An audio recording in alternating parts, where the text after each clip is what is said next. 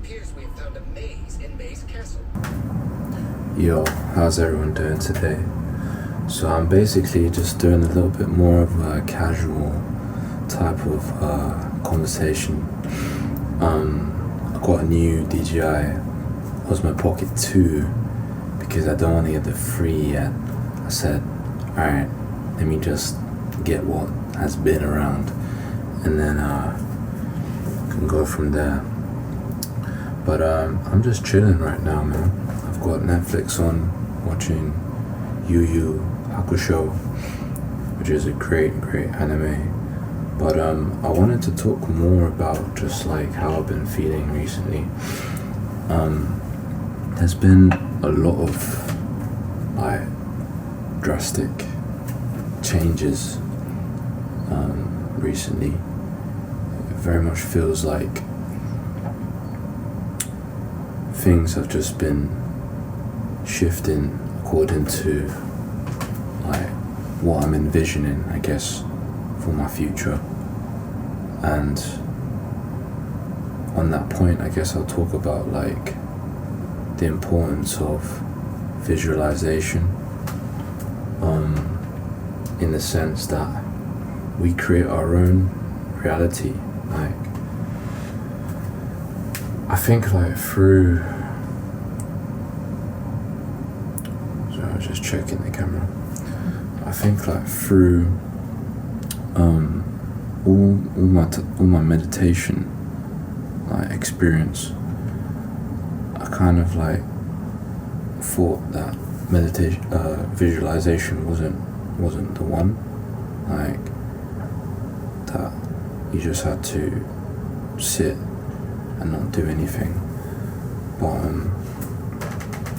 I actually started to realize how through visualization and through the use of the imagination, to a certain degree, like we are able to shape our reality. Now obviously it depends on how much energy we can put behind that initial thought, because even our own thoughts, like they're physical things. Like on a subtle level you can't see a thought, but there's a certain amount of energy behind our thinking, and the more energy we give to certain thoughts or certain things, like the more, in a sense, we're kind of creating them, kind of allowing them to have a sense of like physicality, and then they will eventually translate into our waking life and into like circumstances around us, just as an example. So, you know, I'm in Thailand at the moment. I'm in Bangkok, to be precise, and I've been living in the city most of my life, like coming from London. Apologies for the noises, like this is straight up Bangkok. Like there's always motorbikes and there's always stuff going on, so it is what it is. But I've been living in big cities like London. Luckily, southeast London, Peckham is a bit more chilled, right? But coming here to Bangkok, I'm still in the southeast, and it's like, it's busy, right? It's beautiful, but it's busy. And I'm just thinking to myself, like, do I kind of want this kind of lifestyle for myself again, you know? And I think like, and I start to think about vibrations and where I want to go and all the work that I want to do, and, you know, a place that is more like conductive to some kind of growth or some kind of like higher frequency. And I'm always thinking about Chiang Mai, because this place is one of the first places that I wanted to go to, and I went to when I came to Thailand. But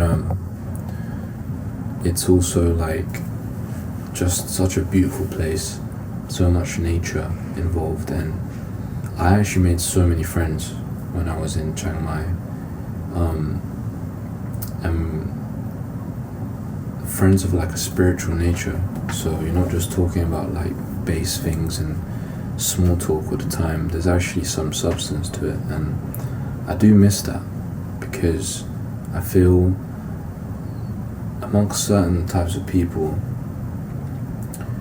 when you're like just gossiping and small talk, like, oh, like, just, you know what I mean, just like, you're not really talking about anything. It drains me so much, like, and I give all my energy to certain things. Like, for example, I play touch rugby, right? And I've just realized that I give so much energy to the sport that when I come back home, I'm so tired to be able to do like some of my spiritual work, or my neigong, or my qigong, or anything, because I need that whole day to rest, right? But initially I said, okay, I want to be in Bangkok because I want to do sports. So now I'm in a position where I'm like having to let go of a lot of things that I thought defined me, to kind of make space to allow like new things to come through. But it's like difficult, because you think these things define you. Like, I thought sports, I thought like judo, I thought like, you know, certain even aspects of my art, like that they define me. So if I don't do these things, then I'm nothing, right? Like, how many times you feel you might lose a job or something, and now you're like, oh, I don't know what to do with my life, because you identify so much with that job, and you think that job is you. But when you actually realize that you're not a job, you know what I mean? Why are you going to limit yourself like that? You're not the clothes you wear, you're not your nationality. I mean, if you want to think like that, go ahead, you can, but I ain't trying to limit myself in that kind of way. So this is how I've been feeling of recent. I don't know if other people have been feeling this, but I definitely have been feeling like this.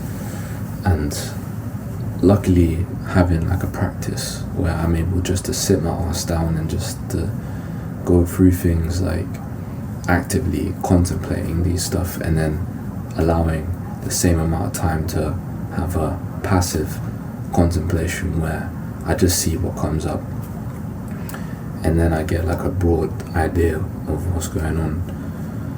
So yeah, man, I don't know, I'm a lot of shifts, a lot of changes, like there's a lot of pressures, you know, and I've got a new exhibition coming up, so you know, there's a lot of pressure on that, but it's all like merging and changing and metamorphosizing into something new, like.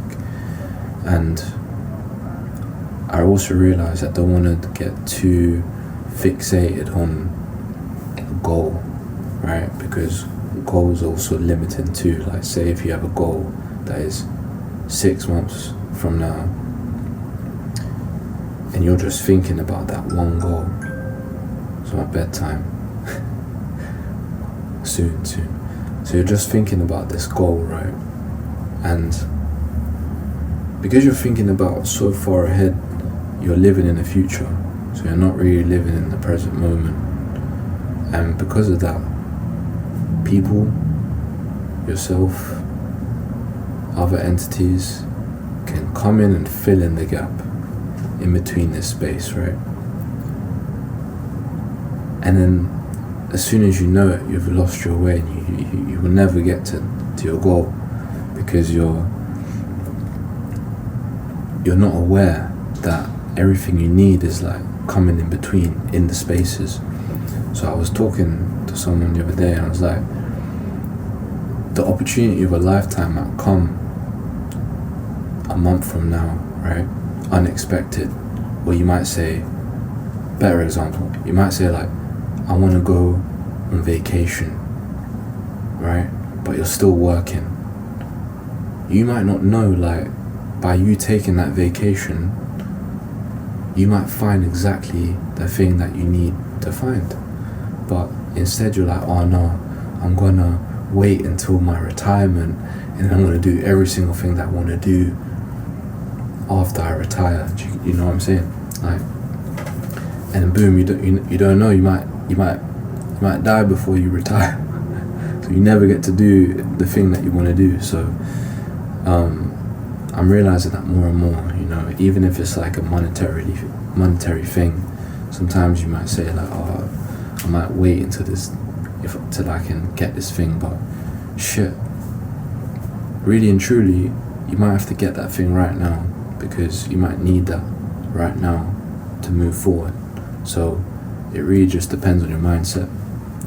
That's where all this like manifestation thing and, you know, visualize what you want to do, like, yeah, there's a truth in that, but you also need to kind of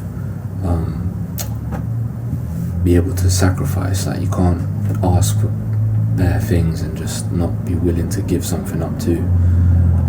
So most of the time it's about giving up, letting go of things, rather than just saying I want this and I want that, and like adding more and more on top of it. And yeah, shit, like sometimes the letting go might be you're letting go of relationships, friends, you know, people you thought were friends, like passions or a job or how you used to dress or your hair, whatever, like your life. Just how much are you willing to let go of to make space for something new? And this is what's been on my mind, and it's also what's been going on in my body, like, and in my mind and my body and my spirit, everything combined, like injuries, all these things, like just telling me that you need to move forward, you need to progress. So love, family, speak soon, bye.